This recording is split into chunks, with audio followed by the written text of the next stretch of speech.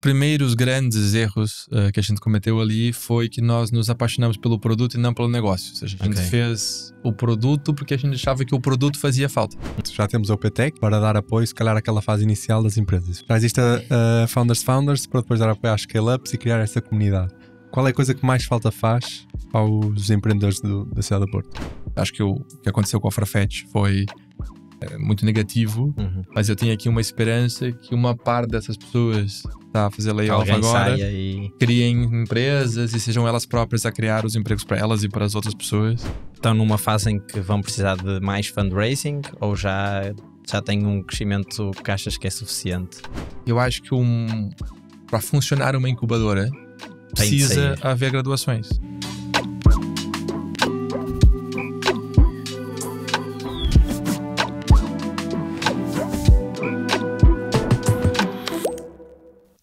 Este episódio é patrocinado pela Framedrop.ai. A Framedrop transforma os vossos vídeos longos em clipes virais utilizando AI. Experimentem agora, copiem o link deste episódio e colhem no link que está na descrição ou a aparecer aqui. É gratuito. Bem-vindo, Filipe. Obrigado por teres aceitado o convite. Temos mais um episódio de Founder Tales. O que é que tínhamos para ti? Estamos agora a falar, ainda agora mesmo começámos a gravar, que na tua experiência do perfil do LinkedIn aparece 7 vezes a palavra Founders. Uma delas é batota, porque é founder da Founders, portanto 3 foram logo aí, mas pronto, já fundaste muita coisa, não é? Sim, dizer que sim. Achas que isso é, se não tiveste esse bichinho, é uma coisa que já vinha atrás, eu quero criar coisas, ou foram força das circunstâncias? Sim, acho que foi by design. Ou seja, eu já mesmo antes de escolher o curso, sabia que queria ir para a gestão, ou seja, queria estar envolvido com empresas e criação de empresas. Escolhi para a engenharia como um caminho para chegar na gestão. E sim, portanto posso dizer que desde muito cedo que sabia que mais cedo ou mais tarde ia querer criar uma coisa minha, mas foi tudo um bocado orgânico a partir daí. Pois, claro. Engenharia para chegar à gestão, porque é que não foste para a gestão, para chegar à gestão? Eu costumo dizer que quando se começa na carreira, é mais útil ter uma função técnica, né? Portanto, ter uma formação técnica que te abre portas e depois dentro dessa área técnica caminhar para a gestão e ter formação em gestão e por aí fora, do que o contrário. Ou seja, costuma ser mais difícil fazer o caminho contrário. Ou seja, passar de gestão para uma área mais técnica. O que é que tu estudaste? Foi engenharia? Engenharia informática. Ok. E chegaste a trabalhar como engenheiro informático? Há alguns meses. Já agora, eu tenho engenharia informática, adoro engenharia informática, eu trabalho com informática hoje, né, de uma outra forma, mas mesmo durante o curso acabei por estar 2 anos na direção da empresa júnior da faculdade, da FEUP. Portanto, estive envolvido numa série de outras coisas que também foram me dando alguma experiência de gestão, e eu acabei o curso, fiquei mais ou menos 1 ano a trabalhar no sítio onde eu tinha feito o estágio, que era Portugal Mail, sistema de e-mail português. E depois daí demiti-me e comecei a fazer meu primeiro projeto. E, portanto, depois nunca mais voltei ao... Ainda fiz umas coisitas de engenharia, mas nunca mais voltei a sério. A ser developer. E então, qual é que foi esse teu primeiro projeto? Esse primeiro projeto foi uma coisa que chamava-se The Usability Page. Uma coisa que eu criei no meu Erasmus. Eu, 2 colegas de curso e depois um palestino, na verdade, que estava comigo no Reino Unido durante o Erasmus. E que eram, na altura que o Web 2.0 era a cena, né? Tipo, user-created content, não é? Tipo, basicamente era um portal que permitia que qualquer pessoa que tinha website ou apps pudesse colocar lá e a comunidade fazia a review da usabilidade daquilo. No estilo do 99 Designs, ou seja, que eu tenho um desafio de design, depois a comunidade pode fazer propostas de design. A ideia era mais ou menos a mesma. Mas enfim, aquilo durou cerca de 1 ano. Eu costumo dizer que eu cometi todos os erros possíveis que um first time founder pode cometer, e ao final de 6 meses a equipa já estava a arranjar outros empregos porque não havia futuro. Depois arranjamos mais uma outra equipa, uma parte da equipa que entrou, mas ao final do ano vimos que não mas havia... O modelo era tipo rede social? Olha, tipo Reddit? Um dos primeiros grandes erros que a gente cometeu ali foi que nós nos apaixonamos pelo produto e não pelo negócio. Ou seja, a gente fez o produto porque a gente achava que o produto fazia falta. E passamos 6 meses só focados no produto, sem pensar em business model, sem pensar em nada, mais uma lógica de a comunidade vai gostar disso. Porque depois passaram 3 meses, 4 meses, 5 meses e nós, tipo, ok, isso vai ter que dar dinheiro alguma vez, porque senão não vamos conseguir tornar isso sustentável. Aí nessa altura, quando a gente começou a pensar a sério em business model, todos os business models possíveis que nos vinham à cabeça só funcionavam em escala. Portanto, só funcionavam quando a gente tivesse dezenas de milhares ou milhões de views daquilo. Quer referral de livros, quer a malta pagar uma fee pelo serviço e depois ficarmos com uma parte. Só em escala é que realmente tornava o negócio viável. Pronto, e já não havia tempo, já não fazia sentido pensar em construir um negócio daquilo. Daí a equipa começou a arranjar propostas noutro sítio e por aí fora. E ao final de 1 ano mais ou menos colocamos na gaveta o projeto. E nunca mais pensaste em retomar esse? Não. Que entretanto surgiram outras coisas mais relevantes, eu diria, mais interessantes do ponto de vista do negócio. Ok, fixe. E depois, esse foi o primeiro projeto, ainda estavas na faculdade? Não, estava a fazer, já estava no pós-estágio, ou seja, tinha feito o estágio e passado uns meses de ter acabado o curso, continuei na empresa onde estava e comecei a fazer o projeto como sidelines. Daí demiti-me para focar no projeto. Saíste de onde estava para dedicar-me ao projeto. Então acreditavas mesmo nisso? Já não era um projeto de fim de semana? Certo, mas um erro inocente. não devia ter acreditado naquilo. O que é que, na altura, quando saíste para esse projeto, se calhar até saíste sem receber um salário, não é? Sim, deixei de receber salário na altura. Pois. Na altura ainda vivia na casa dos meus avós e portanto estava... Estavas tranquilo, pois, ok. E dentro da equipa começaste só tu, sozinho sem receber salário, ou começaram logo a contratar? Não, nós éramos 4 pessoas no início. Alguns tinham outras coisas ao mesmo tempo, mas estávamos pelo menos 3 2 full time. Ninguém a receber salário? Ninguém a receber salário. Ok, e chegou alguém a receber salário ou não? Nunca. Nós nunca faturamos nada. Portanto, aquele faturou zero lifetime. Só que daí a lógica de ao final de 4, 5 meses, algumas dessas pessoas começaram a receber propostas e entre uma coisa que dava 0 e não tinha perspectivas de dar alguma coisa versus aceitar, não aceitam logo, óbvio, não é? E portanto... Então tu enterraste isso na gaveta e aceitaste uma proposta ou pensaste tenho de fazer outra coisa diferente? Até há uma história engraçada aí que foi, pronto, o projeto falhou e eu fiquei a digerir aquele falhanço. E pensei, olha, preciso arranjar um emprego, que era para ganhar um salário, para carregar um bocadinho as poupanças, para depois voltar a fazer outra coisa. Que é porque eu também senti que a empresa falhou muito por falta de experiência, ou seja, falta de capacidade de gestão. Não sabíamos o que é que estávamos a fazer. Basicamente. E nessa altura eu concorri a uma série de empregos de consultoras, ou seja, eu queria de alguma forma, se eu pudesse ganhar experiência de gestão, mas de alguma forma ligada à informática, que era a formação que eu tinha. E concorri para 3 consultoras, todas elas em Lisboa. E fui um bocado surpreendido com os processos de recrutamento serem 3 meses. Entre a primeira entrevista, a segunda entrevista, entrevista em grupo, entrevista final. O processo era muito longo. E eu estava meio que a digerir aquele falhanço, resolvi fazer uma conferência. Resolvi organizar uma conferência. Já tinha organizado várias durante a faculdade. E foi aí o segundo projeto. O segundo founder. É o terceiro, na verdade. Depois, o Cultiva foi antes disso, foi na faculdade. Mas, em resumo, aí nasceu a Talks 2.0.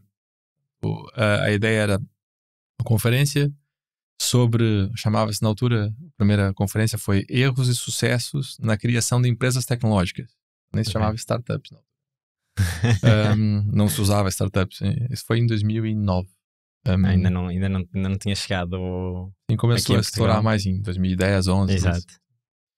E foi engraçado que eu inicialmente queria fazer uma conferência, convidar ex-alunos do curso de Engenharia Informática da FEUP que tivessem criado empresas para partilhar os erros de sucesso da história deles.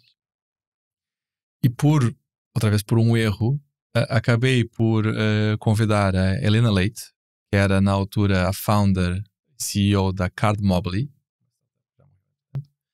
para ela falar no evento. E só durante o convite eu apercebi-me que ela não tinha tirado o meu curso. Ou seja, toda a equipa dela era do meu curso, mas ela era do Minho, na verdade. E quando eu fiz aquele convite errado, depois, tipo, o convite estava feito, ficou feito, não é? Ela nunca soube que o convite foi feito errado. Ela agora vai saber agora. Fez ali um clique de porque raio que só estou a convidar pessoas do meu curso quando o que interessa é a experiência das pessoas. E um bocado, mais ou menos na mesma altura, a gente tinha aberto os bilhetes, mas era de graça aquilo, né? Portanto, ia 100 lugares que estavam disponíveis, esgotaram tipo em 2 dias. E nós, se calhar vamos repensar isso, vamos fazer um evento maior e vamos mudar um bocadinho o scope para trazer mais gente. E adiamos um mês o evento, fizemos no auditório nobre da FEUP, portanto teve 400 inscritos o evento. No auditório grande da FEUP. Sim, o principal. Então teve 400 inscritos e houve um painel de super early stage, malta que estava a começar, um painel de malta que já estava madura e depois um terceiro painel, que aí não eram pessoas só do curso, sobre serial entrepreneurs. Partilhar um bocadinho a história de vida deles. E curiosamente, na altura, umas semanas depois, né, tipo da conferência, eu acabei por ter 5 propostas de emprego ao mesmo tempo, mais ou menos. Porque das 3 consultoras, 2 acabaram por me oferecer um emprego.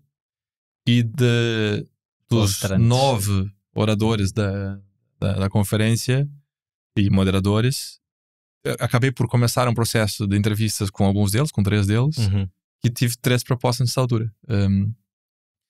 E uma dessas propostas foi da UPTEC. Portanto, uma das moderadoras do evento foi a Clara Gonçalves, que era já na altura a diretora executiva da UPTEC. E, entretanto, ela disse, olha, estás à procura de emprego, temos uma vaga que pode encaixar para ti, que na altura era tipo Community Manager. E no final, das 9 propostas, das 5 propostas, fez mais sentido para mim escolher a UPTEC na perspectiva de eu queria ganhar experiência com gestão e com criação de empresas, portanto não havia melhor lugar para ganhar experiência. Como dizer que o melhor lugar para aprender é com os erros dos outros, né? A melhor forma de aprender. E portanto ali aprendi imenso com os erros e com os sucessos dos outros. E depois tinha uma vantagem de, apesar da proposta salarial ser até consideravelmente mais baixa, o fato de eu continuar no Porto tornava o balance muito mais interessante. E portanto acabei, por desistir de Lisboa e das consultoras e trabalhar na UPTEC. E nós aqui no podcast, acho que já em vários episódios falámos na escola de startups da UPTEC. E aliás nós participámos na escola de startups da UPTEC. Tu estiveste na criação? Como é que isso funcionou? Portanto, eu na UPTEC entrei como Community Manager. Passado mais ou menos 1 ano e pouco, fui promovido para responsável do polo tecnológico. Aquilo tem 4 polos. Ou seja, é o que é mesmo ao lado da FEUP. O polo tecnológico, na altura, eram uns pavilhões pré-fabricados ao lado da FEP. E depois aquilo transformou-se no edifício em L, que é ali ao lado da psicologia, e o edifício ao lado da cantina da FEUP, que é mais um centro de inovação. Portanto, está mais direcionado para grandes empresas que querem ter departamentos de inovação. E portanto eu geria esses 2 edifícios, que no total eram um país 100 empresas. Quando eu saí já.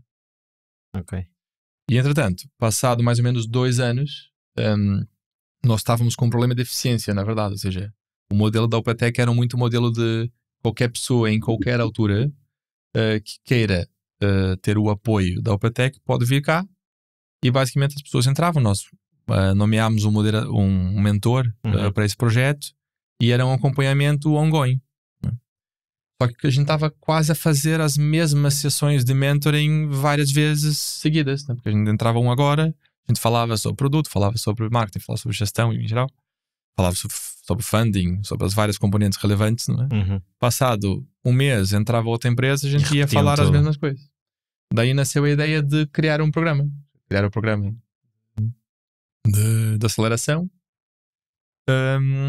que tivesse batches. Ou seja, na altura, cada 4 meses entrava um batch novo. E em vez de fazer 1 para 1, a gente fazia formações de 1 para muitos. E portanto sim, eu o resto da equipe da UPTEC estivemos envolvidos e eu fui o gestor do projeto. Mas quem liderou esse projeto. Foi inspirado em algum outro programa que conhecias fora, ou foi um bocadinho aquilo que já faziam e com um packaging diferente? E que conceptualmente não há muito para mudar, não é? Portanto, tens uma série de sessões de formação, de conteúdos, tens sessões de mentoring e tens eventos de networking. Portanto, foi basicamente isso que se montou. Na altura eram 15 workshops. Depois tínhamos ao longo do programa 6 sessões de mentoria de grupo. E depois em paralelo existia sessões individuais com o teu mentor, né? Com o teu, com a tua referência. Portanto, foi daí. Vou voltar aqui à conferência, ao Talks 2.0. Houve mais alguma edição ou foi só aquela porque estavas bored e... Houve mais uma. Portanto, aquilo correu tão bem. Já agora foi uma conferência que deu lucro, que é uma coisa rara. Porque depois a segunda já cobraste entradas, bilhetes. Na primeira deu lucro porque houve muitos patrocinadores. Quando aquilo ganhou uma dimensão, apesar do evento ser gratuito para os participantes, depois houve uma série de patrocinadores que financiaram o evento e sobrou. Depois, mais ou menos um ano depois, junto com mais uma série de outras pessoas que se envolveram, nós criamos outro evento que era Talks 2.0 Happiness at Work. E que foi muito mais focado em tipo felicidade e dinâmicas de trabalho. E o evento já foi a cobrar 40, 50 euros por bilhete, foi caro. E tivemos para aí 200 participantes mesmo. Também pagamos oradores internacionais para virem cá, portanto também deu lucro. Já foi uma coisa mais a sério. E foi isso. Portanto, foram esses 2 eventos. Depois já não tinha tempo para... Esse tipo de palestras ganham mais dinheiro com a venda dos bilhetes ou com os patrocínios? Tipicamente. Depende muito do conceito. Já agora, deu lucro, mas deu pouco. Sim. Deu para umas cervejas e já foi muito bom. Deu mais um bocadinho, mas deu 500 euros de lucro. Não foi assim, muito mais que isso. E aí depende muito do modelo de negócio até das conferências. No nosso caso foi... No primeiro foi 100% patrocínios, no segundo foi 50%. Por acaso tenho aqui uma pergunta, se calhar ainda tens mais coisas para dizer sobre o OPTEC, já lá voltamos, mas entretanto surgiu uma pergunta que era, que entretanto estavas nesse ambiente, estavas no que eu acho que deve ser dos maiores polos, pelo menos aqui no ecossistema do Porto, de empreendedorismo e de aceleração e assim, e decidiste criar a Founders, ou seja, uma coisa separada da OPTEC. Foi depois já. Depois da OPTEC. Ou seja, foi quando eu saí da OPTEC para fundar, para criar a InfraSpeak. Mais ou menos uns 6 meses depois, havia um grupo de startups que estavam a sair da OPTEC, portanto, estava numa lógica de graduação, e houve um bocado a vontade de encontrar um lugar em conjunto, ou seja, para continuarem de alguma forma em comunidade. E eu estava muito próximo desses empreendedores que estavam a sair, e nós, a InfraSpeak entrou no grupo numa lógica não de graduação, mas numa lógica de mais cedo ou mais tarde também vamos precisar de um escritório. E portanto também queremos estar junto convosco. Mas as empresas são obrigadas a sair ou foi uma decisão que elas tomaram? Porque não me faz sentido elas saírem todas para juntarem-se todas noutro sítio, mas... Mas não todas, né? Portanto, sim, seja, mas algumas. Havia para aí, sei lá, 60, 70 empresas residentes, não é? E havia 4 que queriam sair, portanto a escala era bem diferente. Ok. E essas 4 mais a InfraSpeak, portanto éramos 5, fomos à procura de um lugar em conjunto. Sobre... se é suposto as empresas saírem ou não, eu acho que para funcionar uma incubadora precisa haver graduações. Porque senão começa a cristalizar, portanto começa a ser sempre as mesmas empresas e a dinâmica da incubadora perde-se completamente. Começa a ser só empresas passa a ser com 2, com 3, com 5, com 10 anos. Um coworking em vez de ser um... Exatamente, ou seja, não há essa lógica de renovação e espaço para as novas poderem crescer. Porque às vezes nem é entrar, às vezes é uma empresa que tinha 15 metros quadrados, entretanto está a ter resultados, está a crescer, precisa de uma sala de 30. Se a empresa que tem 150 não sai para que tem 70 passar para 150, tinha 30 passar para 70, acaba por não haver essa renovação. Claro, estagna. E a que tem 15 metros quadrados precisa sair para outro sítio, porque não tem espaço para crescer lá dentro. Portanto, isso acontece com muitas incubadoras em Portugal mais antigas que não renovam e depois perdem energia. Mas como é que se pode obrigar, mas fazer as empresas saírem da OPTEC? Porque elas também estão lá confortáveis, não é? A empresa que tem 100 metros quadrados também não quer ir para mais para Era outro lado, sempre um problema, ou seja, as empresas, algumas delas precisavam de mais espaço, não tinham e saíam, mas muitas eram meio que forçadas a sair. Mas isso faz contratualmente, não é? Portanto, contrato inicialmente, tem um contrato de 1 ano, renovável a cada ano, e sabe-se que ao final de 3 é suposto sair, salvo um motivo especial. Portanto, é preciso criar uma cultura de que é suposto sair e que é natural, e depois a malta também prepara-se para isso e sai. Sim, e também se os fundadores estiverem com o espírito de crescer, eles próprios também eventualmente quererão sair a partir do momento em que já não há sítios maiores no UPTEC, não é? Se calhar procurar outras condições. A dificuldade é quando as empresas não crescem, ou até crescem em negócio, mas não crescem necessariamente em espaço ou necessidade de espaço. Aí a pessoa está ali confortável e tem que ser meio que chutada para baixo. E tem acesso a muitas coisas que se for para um escritório sozinho não tem, não é? Já agora, e essa é um bocadinho a filosofia da Founders. Portanto, a Founders nasce dessas empresas que estavam em graduação. Portanto, a InfoSpeak era ali um bocado um penetra, infiltrado na meio daquele grupo. Que ainda era muito early nessa altura. Sim, nós éramos 2 pessoas só na altura. E a Founders nasce para ser complementar no ecossistema. Portanto, é especificamente direcionada para scale-ups. E a ideia era para empresas que já tivessem clientes, faturação, uma equipa relevante. Muitas delas, na altura, no início, eram 100%, tinham investimento. E, portanto, toda a rede de parceiros, a rede de mentores que foi se montando à volta da Founders também foi direcionada para esse público. Portanto, como é que se começa eu não sei se tu lhe chamas um coworking, porque aquilo se calhar é um bocadinho mais, se calhar, não é? Porque tem Nós gostamos de dizer que aquilo é acima de tudo uma comunidade. Acaba por ser uma incubadora. O Rui Santos Couto, também é founder da Founders, gosta de brincar que é uma desincubadora. Vai às incubadoras. E no início, a história da Founders, nós resolvemos o nosso próprio problema. Portanto, havia 5 empresas que estavam à procura de um espaço para si próprias, não é? E por um bocadinho por sorte, nós andamos à procura de lugares e não encontramos espaços que fizessem sentido para aquilo que a gente procurava. E encontramos um espaço perto da Praça do Marquês, aqui no Porto, que tinha 3 vezes o tamanho do que a gente precisava. E foi ao encontrarmos um espaço que era um fit perfeito com a localização, que era o tipo de edifício, que era o senhorio, a parceria que a gente queria fazer com o senhorio, mas que era 3 vezes maior.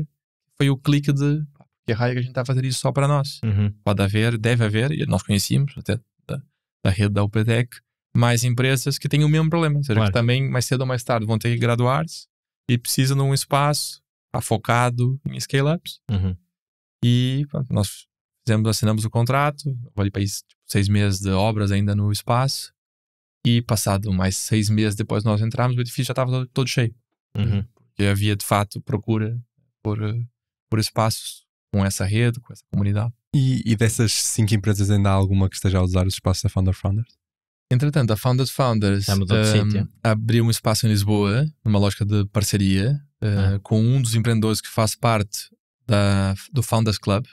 Também aqui uma nota relevante, que é nós, passados 6 meses do edifício estar cheio, começamos a ter empresas que já eram muito maiores do que o espaço que nós tínhamos, e portanto nem numa lógica de longo prazo, mesmo que sobrasse espaço, fazia sentido elas virem para o edifício. Começou a haver uma série de pessoas e founders que faziam sentido estar nessa comunidade, mas que não havia espaço para eles dentro do edifício. E portanto nós criamos em paralelo com as Founders Residencies, digamos assim, o Founders Club, que não é mais do que um grupo no WhatsApp e uma série de eventos que vai se fazendo ao longo do ano, e hoje junta 100 founders do ecossistema nacional, alguns internacionais, e é muito uma lógica de comunidade. É por isso que a gente diz que é mais uma comunidade do que outra coisa, muito uma lógica de entreajuda nos vários temas, nos vários desafios que as scale-ups, lá está o foco muito nas scale-ups, tem que ultrapassar. É preciso algum requisito para ser membro desse Founders Club? Ou seja, qualquer empresa pode entrar? Sim, eu diria que qualquer empreendedor, o foco é muito nos founders, portanto não é necessariamente nas empresas. Faz sentido que seja de uma scale-up, portanto não é muito direcionado para o early stage, mas qualquer founder, empresa tecnológica que, enfim, já esteja numa fase de madura, já tenha uma seed round levantada, já tenha clientes, já tenha, faz todo sentido que se junte ao clube. Ok, fixe. E agora então, E agora estou focado no ecossistema de Porto. Já temos a OPTech e se calhar temos outras que eu não conheço para dar apoio, se calhar, àquela fase inicial das empresas, fazer o tal programa de aceleração ou até de incubação. Já existe a Founders para depois dar apoio às scale-ups e criar essa comunidade. O que é que falta neste momento? Qual é a coisa que mais falta faz aos empreendedores da cidade de Porto? Olha, eu diria que de alguma forma faltam empreendedores. Ou seja, eu acho que há bastante estrutura. E eu acho que depois ali de um pico entre o início da crise e 2016, 2017, em que houve muita gente que, na falta de solução melhor, resolveu criar as suas próprias coisas.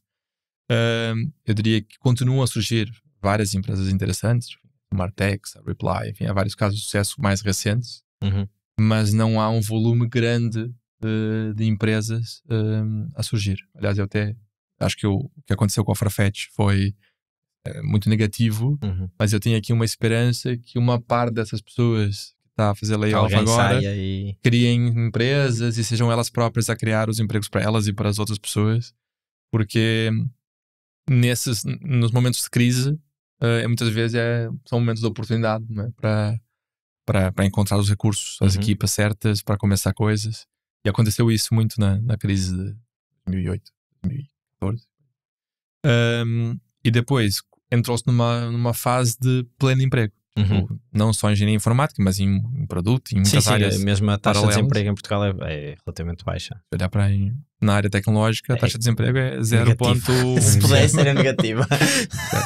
E portanto, quando tens uma lógica de pleno emprego e salários a subir, o custo da oportunidade é muito mais alto. É maior. Não é? Claro. Portanto, isso começou a afetar o mundo da inovação, das startups, que há menos gente predisposta a arriscar. O que é que falta, se calhar, para isso? Depois temos ecossistemas de Londres, de Paris, de Nova York, de Silicon Valley, em que os salários são altíssimos na mesma e continua a haver muitas empresas. É o funding, não é? Portanto, ou seja, nesses sítios, pessoas que têm um background forte, que têm uma expertise e têm uma ideia interessante, o acesso a angel capital, tipo 200k, 500k, 1 milhão, é muito mais acessível que aqui. Sim. O que faz com que as pessoas possam arriscar, sair, porque vão continuar a ganhar. Tipo, ao contrário da Disability Page ou da InfraSpeak. Da Disability Page eu passei 1 ano sem ganhar salário nenhum, né? E aquilo morreu. Na InfraSpeak eu passei 1 ano e pouco sem ganhar salário. Foi para aí 10 meses sem ganhar salário e depois ganhar o salário mínimo durante mais quase meio ano. E só depois eu comecei a ganhar um bocado mais. Portanto, nos ecossistemas maduros de startups, não acontece. No momento zero há uma pré-seed round que faz com que as pessoas, o mínimo, o bare minimum, já ganham no dia zero, quase da empresa. Não é? E, portanto, acho que falta isso. Fora isso, acho que há já bastante estruturas de ideação, o próprio programa da aceleração da OPTech e algumas outras coisas que também vão surgindo. Acho que a Founders ocupa um espaço complementar numa fase mais madura, e depois disso as empresas já são maduras o suficiente para se aguentarem para terem a sua rede, muitas vezes a rede do portfólio dos investors também dá um apoio importante para essa fase, os próprios investors não dão apoio nessa fase seguinte. Então eu não acho que seja falta de estrutura, é mais falta de malta começar a fazer coisas. Engraçado de ficares 10 meses sem receber na InfraSpeak, mas e o final ser exatamente o contrário do outro projeto. Ou seja, tu viste que havia qualquer coisa que podia explodir, não é? Sim. Agora, a história da InfraSpeak, como é que começou? Isso é engraçada nessa perspectiva também. Porque eu, como vos disse, eu fui para o OPTech, polo tecnológico, programa de aceleração. Quanto tempo é que estiveste lá? Só para enquadrar? Quase 5 anos. Ok. Sim. 4 anos e 10 meses. E, portanto, durante ali os últimos 2 anos, agora no meio eu fiz um MBA executivo na Porto Business School, e ali nos últimos 1 ano e meio, 2 anos, estava muito focado no programa de aceleração, e eu era mentor de uma série, os batches eram de 24 startups, eu era mentor para aí de 12, e depois as outras 12 eram distribuídas pelos outros responsáveis dos outros polos, e eu fui mentor do Luís Martins, meu sócio hoje, na InfraSpeak, porque o Luís entrou no programa de aceleração. E ao final de 6 meses, o Luís dizia: claramente aqui uma oportunidade, há espaço no mercado, mas eu sou um product guy. Preciso encontrar alguém que vendas, marketing, legal, finance e por aí fora, não gosto nada disso. E eu, uma lógica de mentor, ajudei-o a trabalhar. Quem é que na tua rede pode funcionar? E ele tinha uma pessoa muito perto que não queria abandonar o que tinha para ficar full time com ele. Depois havia uma outra pessoa que tentou, mas que não era bem o fit. E passado um bocado, estava ali numa de: olha, não estou a encontrar o que eu preciso.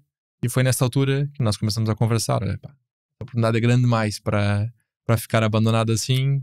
Olha, se calhar sou eu a pessoa certa para isso. E aí decidi sair da OpenTech para juntar-me a ele. Ok. E foi sair da OpenTech e ficar na OpenTech, no fundo, porque aquilo era uma startup da OpenTech. Ou ele, quando acabou a escola... Acontecia muitas vezes que as empresas faziam parte do programa de aceleração, portanto usavam durante ali os 4, 6 meses o espaço de coworking dedicado a isso, e depois o que acontecia é, se houvesse espaço, salas disponíveis, as empresas que quisessem ficar podiam alugar uma sala, ou saíam e continuavam ligados à rede na mesma, mas não estavam fisicamente dentro da OpenTech, porque havia um batch novo que ia ocupar o espaço de coworking para isso.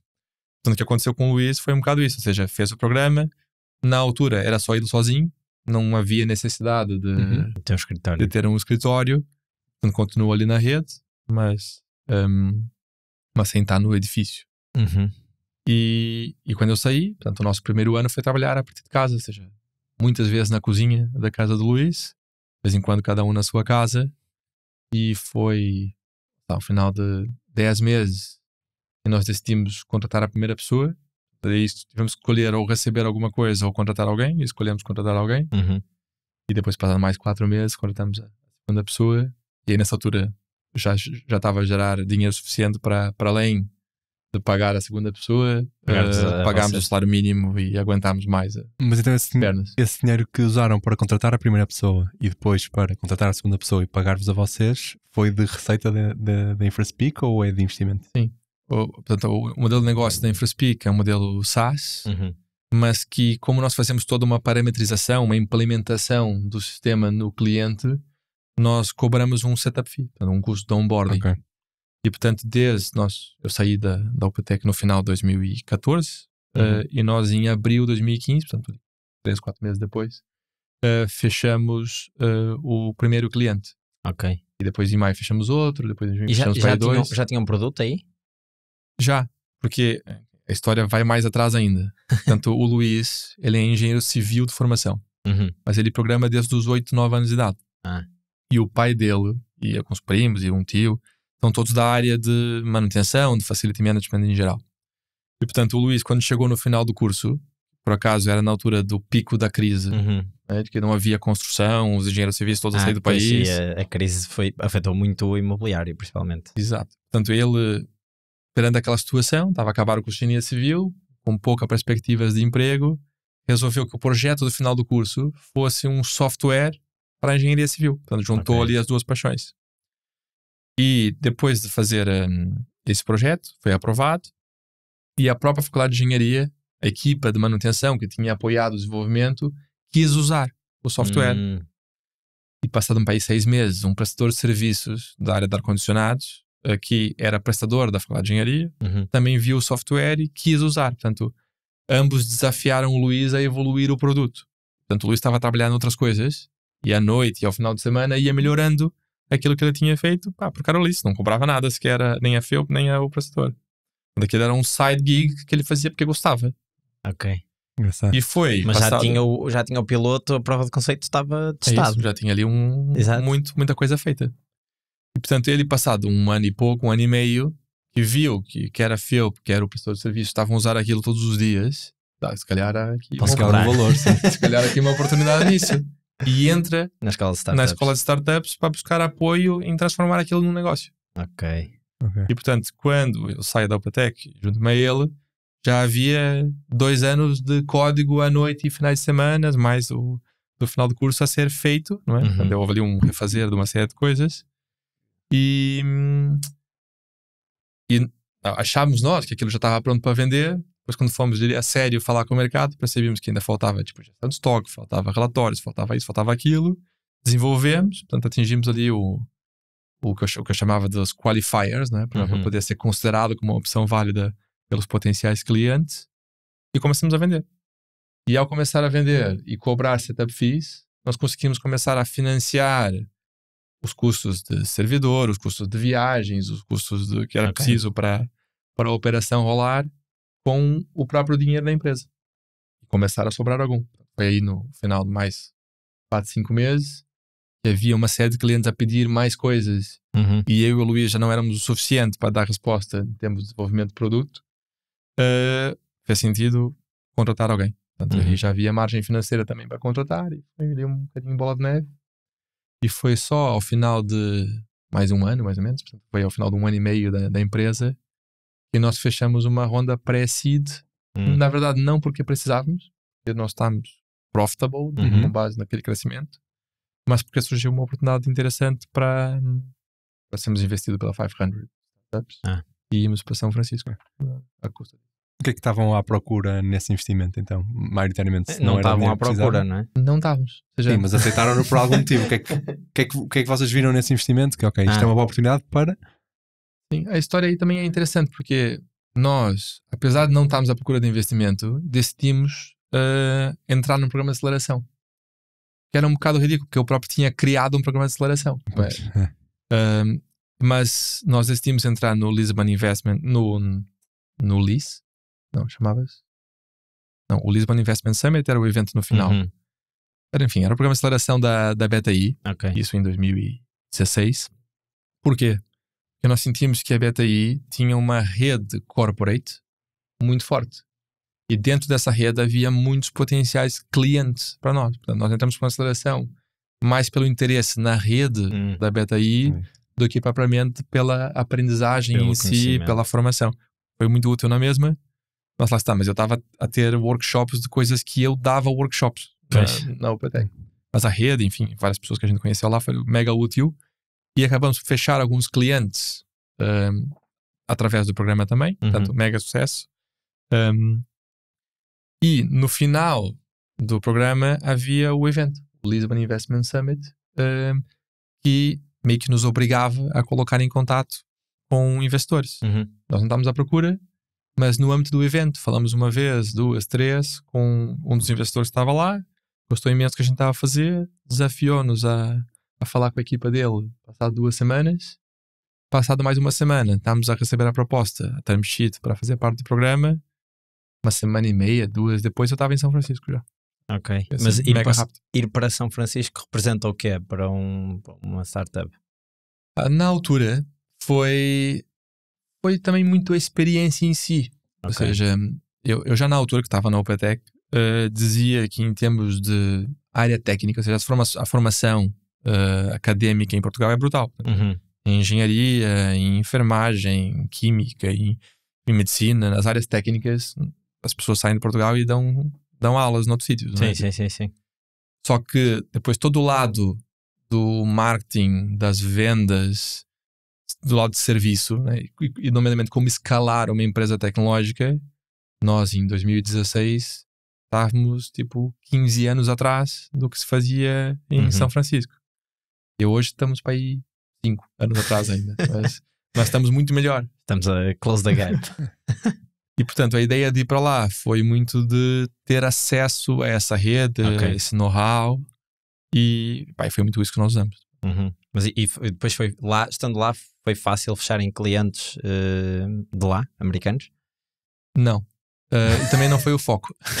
Ou seja, nós no final dos 4 meses do programa de aceleração tivemos de tomar uma decisão estratégica importante, que foi: vamos ficar aqui, fazer um bocadinho que a Talkdesk fez, ou que, enfim, as empresas fizeram, de meio que esquecer a operação que a gente já tinha criado e focar 90% da atenção nos Estados Unidos. Para isso nós íamos precisar levantar uma ronda de investimento, uma ronda seed, ou vamos dar um passo atrás, portanto vamos voltar para Portugal e focar em Portugal e no Brasil. Já tínhamos clientes nos dois países. E depois, quando levantámos uma ronda grande, voltamos para o US. Aí na altura nós tínhamos tipo 8 mil de ARR. Era ridículo. A gente já tinha de ARR. Sim. Ok. E portanto, qualquer funding que a gente quisesse fazer lá ia haver um over dilution. Portanto, Sim, ia ser muito caro. Do que a gente falou com investidores, a gente conseguia, porque havia malta que apostava no potencial, mas era too much, tendo em conta que a gente sabia que tinha uma coisa que ia crescer bastante mais. Portanto, decidimos não ficar nos Estados Unidos, portanto, voltar e montar a nossa estrutura de go-to-market toda. Portanto, quer a lógica de inbound, conteúdos, o processo de pré-vendas, vendas. Nós, quando abrimos a primeira vaga de Customer Success, tínhamos que explicar para as pessoas o que era Customer Success. Tipo, e, portanto, todo esse know-how que a gente trouxe lá de como montar uma estrutura de go-to-market numa empresa desse tipo, foi o ano a seguir, foi todo para identificar as pessoas que não tinham formação naquilo, não tinham experiência naquilo, porque não havia experiência naquilo aqui, não é? E montar a estrutura até aquilo ganhar corpo. E depois, passado um ano e pouco, levantamos uma seed round de 1.6 milhões. E nessa altura havia ali a decisão de, ok, é agora que vamos para o US, e decidimos para não, agora é a altura de fazer double down na Europa. Portanto, expandimos para a Espanha e para o Reino Unido. E tanta coisa foi crescendo, portanto apareceu a pandemia. E de uma forma, tipo na hotelaria e no retalho, que são muitos dos nossos clientes, uma desgraça. Claro. Mas depois toda na área de serviços, prestação de serviços de limpeza, manutenção, por fora também cresceu muito, também por causa da pandemia, portanto meio que equilibrou. Conseguimos crescer mais 100% nos anos todos da pandemia. E depois, agora quando fechamos 2 anos atrás, a nossa série A, também foi uma lógica de double down na Europa. Portanto, o investidor que liderou a ronda achou que fazia mais sentido nós ganharmos e sermos o category winner na Europa e na América do Sul, foi o que a gente acabou por já fazer, do que ir para o US. Agora adiamos para a série B a ida para o US. Portanto, olha, demos um passo atrás e ainda não voltamos para lá. Apesar de nós já termos 3 clientes nos Estados Unidos, que são clientes que são expansões de clientes que nós temos noutros lugares que também têm operação lá, expandiram para lá. Mas enfim, mais cedo ou mais tarde vamos ter que voltar para lá, para a Champions League. Estavas a falar agora... Espera, deixa eu só fazer uma nota mesmo rápido, não te esqueças. É engraçado que a tua camisola tem o mapa dos Estados Unidos. Sim. Sim. Isso é mais uma piada interna. Ok. Porque nós temos uma componente importante do produto, que é a network. Ou seja, que permite os nossos clientes conseguirem interagir uns com os outros dentro da plataforma. Daí a lógica da network, dos pontos. Mas sempre que nós falávamos nos town halls, nas reuniões internas, havia esse desenho num slide. Ok. E a gente usou tantas vezes esse slide que a malta começou a dizer, tipo, então, quando é que vai aparecer o slide do mapa dos Estados Unidos? Ok. E pá, nós fizemos uma camisola com isso, portanto foi mais. Mas o que é que os clientes ganham com essa parte da network? Ou seja, o que é que um hotel em Portugal tem interesse em contactar com... Antes disso, explicar o que é InfraSpeak. Estamos aqui a falar há muito tempo e se calhar as pessoas não sabem o que é. Portanto, acho que de uma forma simplificada, a InfraSpeak é um software de gestão do projeto desenhado para a área do facility management, para a área da manutenção, limpeza, auditorias, gestão de energia, jardinagem. Todas essas tarefas têm que ser feitas nos hotéis, hospitais, aeroportos, shoppings, estádios, por aí fora. Tem que ser feita quer para manter o edifício seguro, quer manter o nível de serviço, o nível de conforto que é esperado desses edifícios. E, portanto, se falarmos de um hospital ou de um aeroporto, há centenas de tarefas diárias para cada pessoa de uma equipa de 50. De 50 fornecedores ou 500 pessoas no total, muitas vezes. E, portanto, é um software que gere essa operação toda com base não só em aplicações móveis para quem está no terreno, interfaces web para quem está mais numa fase de gestão, mas também sensores, algumas componentes de inteligência, processamento de dados e por aí fora, para tornar toda essa operação organizada, controlada, mais eficiente. Ou seja, não é só gerir as pessoas que prestam essa manutenção, também tem uma parte nos próprios equipamentos. Sim, ou seja, há uma componente de gestão da operação interna, da minha equipe, e há imensos problemas de comunicação dentro da minha própria equipe. Se imaginarmos uma estrutura de um aeroporto que tem centenas de pessoas a trabalhar, tipo, só a comunicação entre essas pessoas já é um desafio grande. Depois, em cima disso, é possível sensorizar os equipamentos. É possível, por exemplo, colocarmos contadores de pessoas numa casa de banho e, em vez de limpar a cada 4 horas, limpar a cada 100 pessoas. Ou colocar um sensor de vibração num equipamento relevante da operação, e quando aquilo começar a vibrar ou uma temperatura subir mais do que é suposto, poder ir fazer uma inspeção para ver se aquilo está bem, ou se vai poder, não é? Preventiva em vez de... Sim. Até já é ou uma manutenção condicionada ou preditiva. É uma predição de que há um problema. Ok.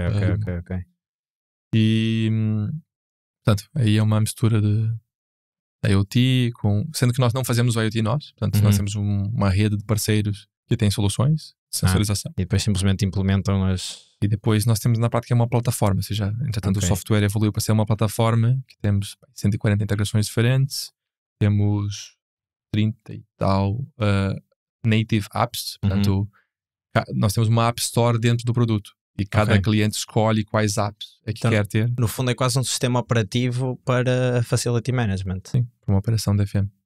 Ok, fixe. E no network agora. Portanto, nós focamos muito inicialmente na manutenção, depois limpeza, depois auditorias, depois, enfim, crescer dentro da operação de um edifício. E depois do lado dos prestadores de serviços também, gestão dos prestadores. E agora, com o network, nós permitimos que eles consigam interagir uns com os outros. Ou seja, um hospital tenha uma equipa de 100 pessoas interna, depois quando tem um problema num gerador ou num elevador, não tem equipa interna para isso. Ou seja, os equipamentos especializados ou os equipamentos médicos, não há equipa interna especializada neles. Portanto, recorre a fornecedores para interagir. E com o InfraSpeak Network, o gerador que estraga, o hospital consegue pedir orçamentos a 5 prestadores de serviço. 2 deles que sejam também nossos clientes conseguem ver essa informação toda dentro do InfraSpeak deles. Os outros 3 têm acesso a uma interface que a gente chama de InfraSpeak Basic, portanto uma interface gratuita, para que eles consigam interagir, mandar propostas, negociar propostas. E depois, quando é adjudicado, digamos assim, o orçamento, há uma fase de colaboração em que qualquer um desses fornecedores pode instalar a nossa app, tem acesso a toda a informação que precisa, vai ao local, registra o que faz e automaticamente fica sincronizado os dados, quer do lado do fornecedor, quer do lado do facility owner, né? Do data operator. Isso faz de InfraSpeak também um marketplace, quase, para além de um sistema operativo. Mas um marketplace em esteroides, não é? É um caminho possível. Aliás, até a malta da Point9 fala muitas vezes dessa lógica do SaaS 2.0. Ou seja, todos os SaaS têm uma tendência a virarem plataformas, e ao virarem plataformas, muitas vezes podem ter marketplaces e fintech plays on top of the SaaS. O que é um fintech place? Por exemplo, se nós temos uma lógica da relação comercial entre os dois lados, um caminho futuro pode ser, numa lógica de marketplace, pode ser listing fees. Portanto, a malta pagar para aparecer com destaque numa listagem de pesquisa que alguém faça. Okay. Já estou a ver para onde é que vai. Uma lógica mais financeira pode ser, há um acordo comercial e a InfraSpeak adianta o dinheiro ao prestador, que pode precisar por algum motivo, em vez de receber a 30 ou 60 dias, e cobra uma fee, uma porcentagem, por fazer esse adiantamento. Certo. E por aí afora. Ou seja, há vários... A maior parte dos marketplaces tem essa lógica, né? Por exemplo, eu estou a pensar no Airbnb, tem a parte do listing e a parte dos pagamentos também, não é? Sim. Os marketplaces, por norma, começam assim. Ou seja, no nosso caso, o network, como todos os nossos clientes já nos pagam o SaaS subscription, né? Portanto, nós não estamos focados nisso, estamos focados mais em gerar valor para os dois lados do mercado, e quando já tiver sólido os processos, podemos acrescentar mais valor ainda, a ter listing fees, a ter mecanismos de apoio adicional. Portanto, o marketplace é uma coisa muito mais complementar ao negócio do que o core do negócio. Sim, estou a perceber. Sentido. Mas aí? Tem aqui uma. Então vai. Nós tivemos a ouvir o teu episódio do BeTalk há 2 anos, e o Tosha referiu-se à InfraSpeak como um soon-to-be unicorn. O que é que falta? Ou quanto tempo é que falta? Eu diria que é um processo. Portanto, ser um unicórnio não é um objetivo em si. Ou seja, acho que é uma consequência. Nós temos a visão de ser a solução de referência mundial dentro da área. Portanto, há muita competição nessa área?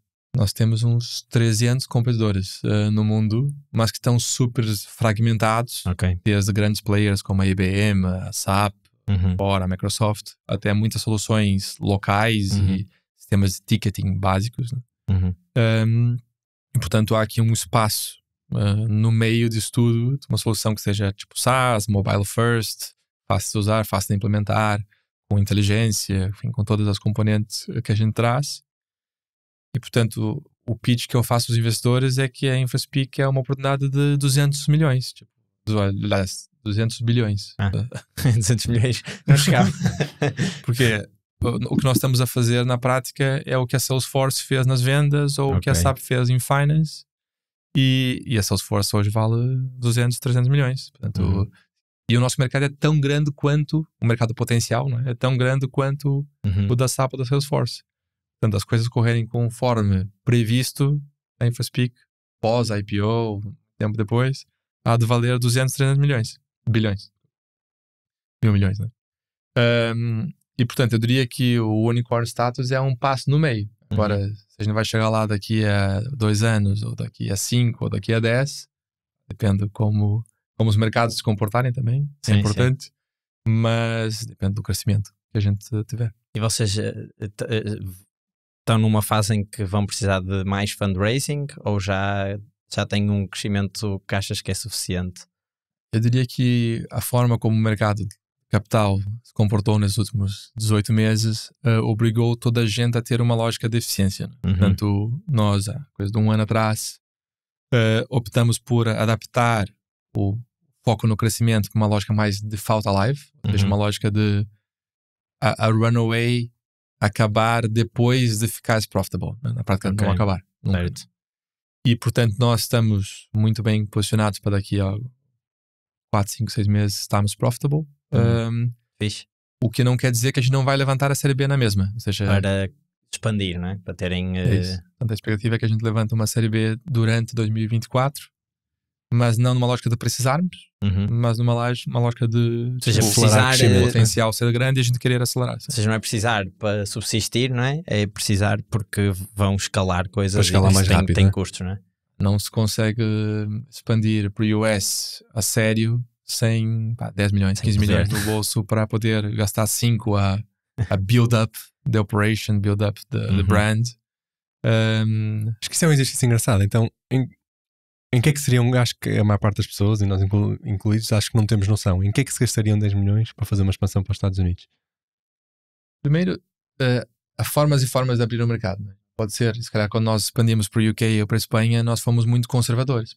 Contratamos uma pessoa de vendas, uma pessoa de marketing, e depois quando aquilo começou a dar resultados, contratamos alguém de CS, portanto fomos building up.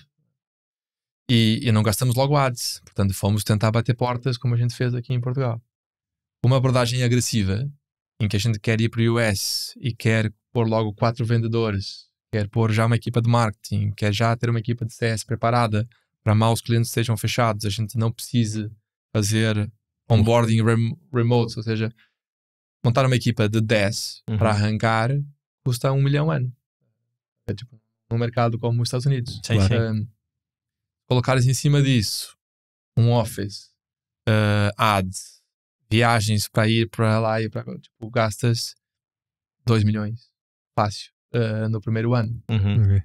Contares que vais demorar 1, 2, 3, 4 anos a tornar aquela operação profitable nela própria, de 2 milhões, mais de 1,5 milhão, mais de 1 milhão, gastar 5. Já foi. Ok, boa resposta. Então, mas, ou seja, o maior custo vai ser sempre pessoal. No nosso caso, sim. Portanto, nós temos muita gente aqui. 95% da nossa operação de engenharia e produto está no Porto. Mas depois, sempre que a gente abre um mercado novo, há toda uma lógica de montar uma estrutura de go-to-market. E eu diria que 70% dos nossos custos são people. Continuar a ser.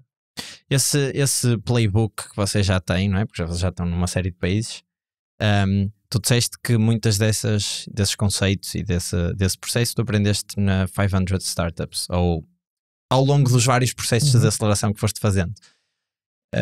Mas tu trabalhaste sempre em contextos muito específicos, ou seja, primeiro trabalhaste com centenas de empresas na OPTEC, portanto viste tudo o que se deve fazer e tudo o que não se deve fazer, criaste o programa de aceleração, depois a seguir fizeste mais 2 programas de aceleração. Uma pessoa que tenha um trabalho dito normal, mesmo que seja numa startup que passe estes passos, achas que é exposta a este tipo de conhecimento, ou achas que os programas de aceleração são fundamentais não só pela rede, como tu disseste, mas também pelo conhecimento que te vão dar nesse tipo de processos?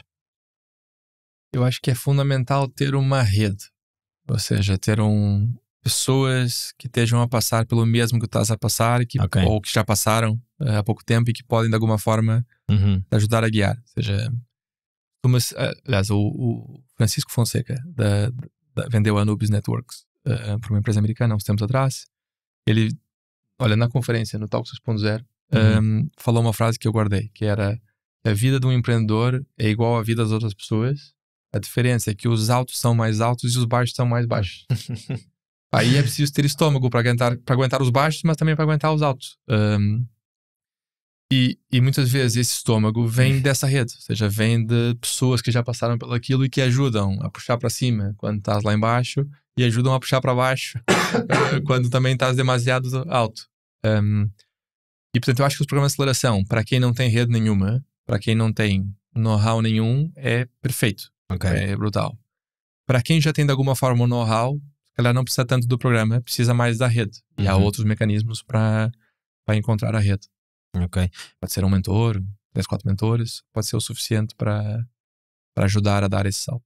Isto porque nenhum dos teus trabalhos foi um trabalho convencional, ou seja, mesmo o da OPTEC é um trabalho diferente da maior parte das pessoas, não é? Ou seja, não trabalhaste numa empresa, estavas a trabalhar numa empresa que era a OPTEC, mas estavas a trabalhar com centenas de empresas e a ver centenas de modelos de negócio e centenas de produtos e centenas de soluções, e umas a falhar e outras a conseguir, outras a virar unicórnios, não sei, mas coisas deste género.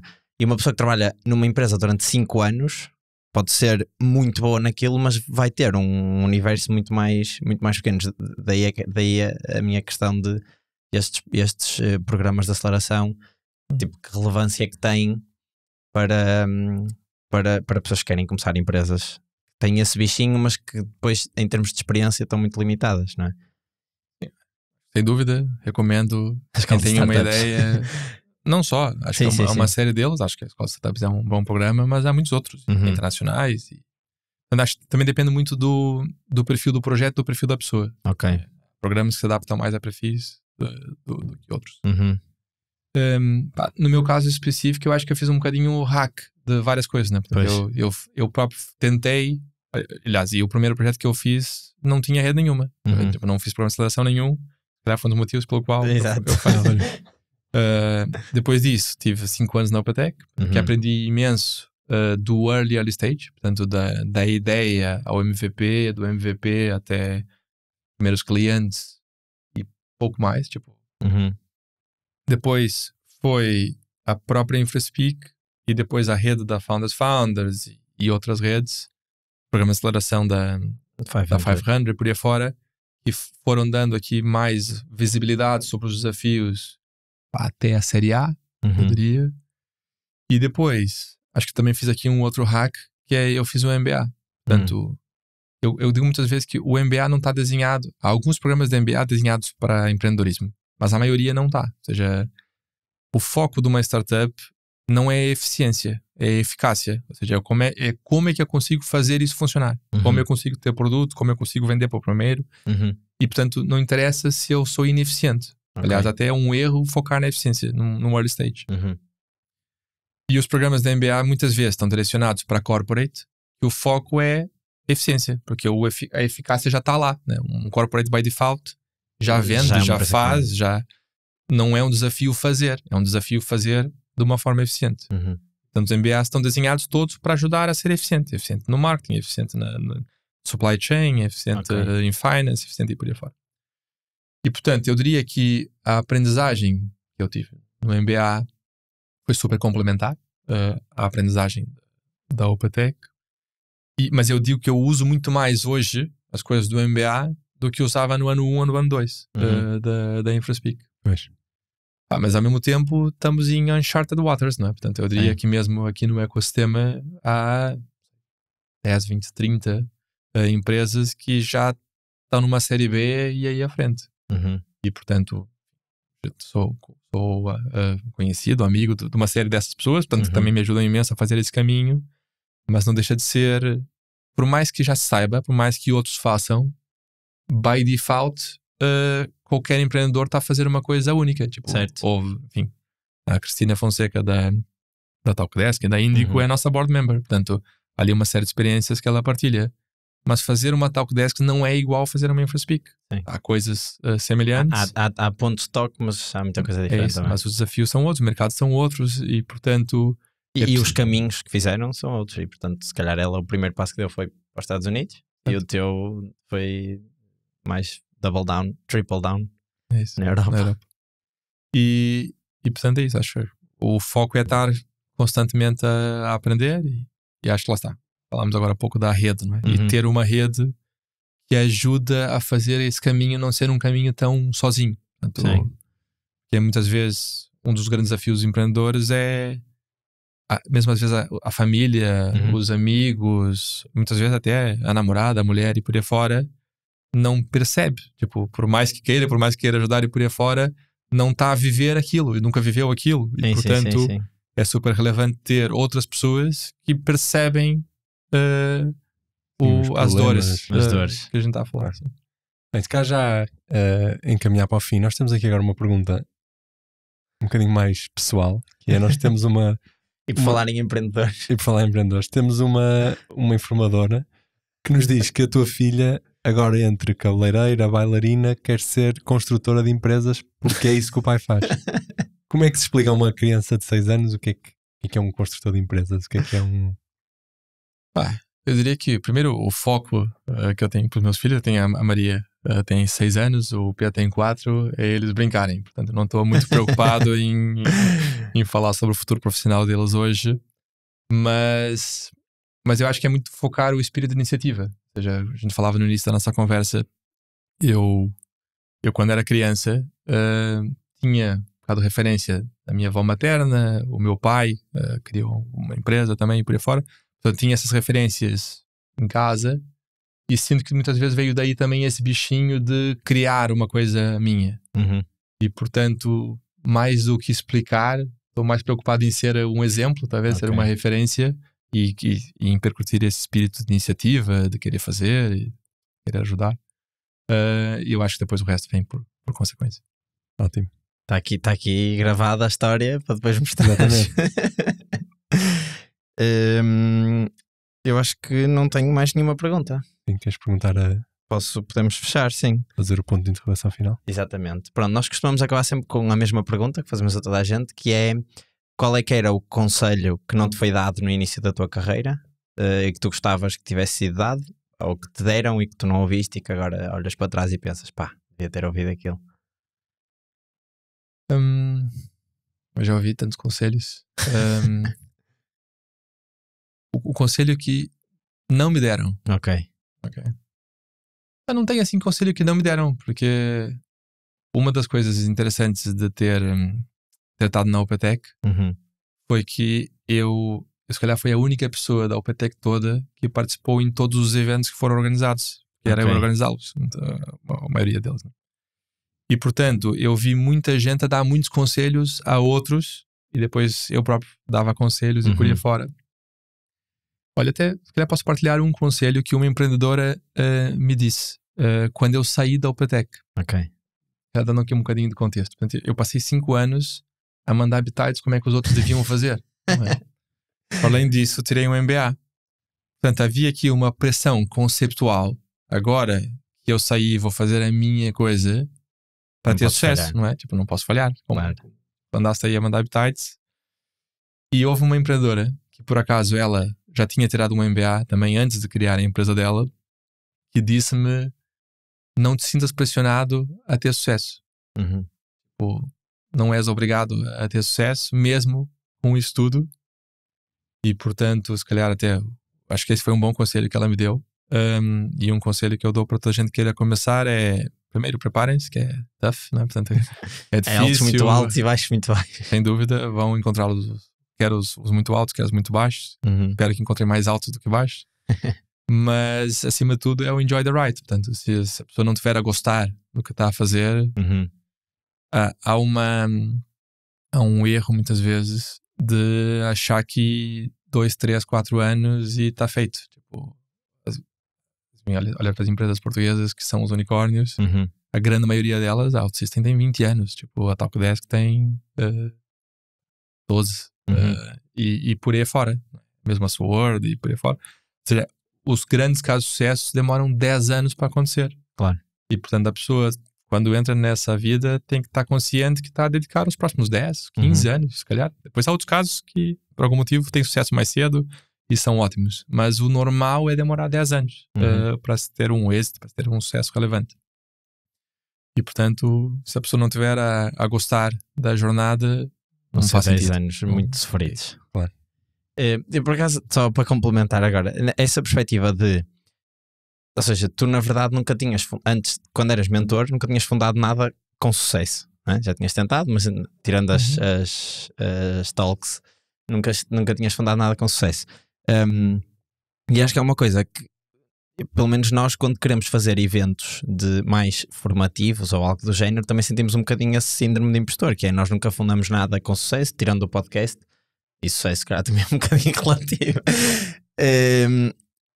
Isto tem 2 perguntas aqui, que é: achas que é preciso teres a experiência de teres feito alguma coisa para depois poderes ensinar ou para poderes ser mentor nessa área? E a outra pergunta é: agora que já tens 10 ou quase 10 anos de experiência numa coisa que tem algum sucesso, mudavas alguma coisa nos bitites que mandavas antes? Sem dúvida. Devo ter dito muitas asneiras, né? Mas olha, sobre essa síndrome de impostor, se calhar posso falar-vos o meu percurso de ser um mero community manager, organizador de coisas, para ser mentor eu próprio. Ok. Muito no início, a pessoa ouve. Vocês aqui no podcast já ouviram várias histórias, já falaram muito mais com as pessoas e a pessoa vai absorvendo. Depois que começou a acontecer comigo, foi que eu começava a falar com empreendedores mais júniores e por aí fora, e mais do que dizer deve-se fazer assim, deve fazer assado, eu dizia: olha, vai falar com a pessoa X que já passou por isso e fez assim e fez assado. Portanto, era muito uma lógica de ligar as pontas da rede. Ok. Tipo, só que ao final de 1, 2, 3, 4, 10 vezes que eu ouvia 1, 2, 3, 4 pessoas a falar a mesma coisa, a dar os mesmos conselhos, depois começava a interiorizar aquilo e, em vez de mandar falar com as pessoas, dizia: olha, pessoa A, B, C e D diz isso, por isso e pelo aquilo. Portanto, começas a ganhar um bocadinho o ownership da experiência também. Okay. E depois, lá está, quando vais para o terreno, na prática, passas a ter a tua própria experiência e tanta coisa vai acumulando. Mas eu acho que é isso. Eu acho que a síndrome de impostor é normal, mas também é uma coisa que bloqueia-te. Portanto, não faz sentido deixar-se de bloquear por ela. Parece é fazer, e bem ou mal, alguma coisa há de sair. Exato. Feita melhor que perfeita. Exatamente. É isso, foi bom para acabar. Pronto, Filipe, obrigado por teres aceitado o convite e por esta conversa. Acho que foi super interessante. Temos anúncios a fazer, alguma coisa? Não, acho que é só o normal. Pronto, é isso. Já sabem, podem nos seguir em todas as redes sociais, subscrevam, ativem as notificações, isso ajuda muito, não é? Quem quiser ajudar ainda mais, temos o Patreon, onde podem contribuir e tem uma série de benefícios. Também temos a comunidade, não é? Exatamente. Ou seja, é um espaço, um grupo no WhatsApp onde temos muitos ouvintes do podcast, temos também alguns convidados. Podem lá fazer perguntas abertamente aos convidados que já participaram, coisas que gostavam que tivessem sido respondidas nos episódios e que para as quais não obtiveram resposta. Portanto, acho que é um espaço fixe para interagir e para pessoas que pensam da mesma maneira ou que pensam pelo menos sobre as mesmas coisas. Exatamente. É isso. Até à próxima. Tchau.